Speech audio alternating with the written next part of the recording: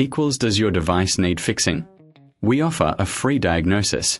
We pick up and deliver right to your door, no calls or travel needed. We send you a quote before repairing, and only go ahead if you approve it.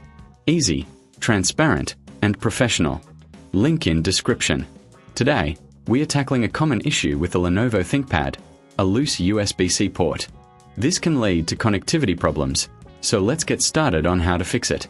First, gather your tools. You'll need a Phillips screwdriver, a plastic spudger, and some isopropyl alcohol for cleaning. Make sure you have a clean workspace to avoid losing any small parts. Begin by powering down your laptop and unplugging it from any power source. Next, remove the back cover. This typically involves unscrewing several Phillips screws. Keep track of these screws, as they can be easily misplaced. If you find this process daunting, remember we offer professional diagnosis without obligation. Once the back cover is off, locate the USB-C port. Inspect it for any visible damage or debris.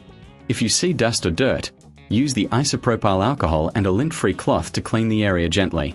This can often resolve connectivity issues without further intervention. If the port still feels loose, it may require more in-depth repair. Carefully examine the solder joints on the motherboard where the USB-C port connects. If you notice any cracks or breaks, this is likely the source of the problem. At this point, if you reckon this is too hard, remember we offer pickup and delivery at your home, so you don't have to worry about transporting your device. For those comfortable with soldering, you'll need a soldering iron and some solder.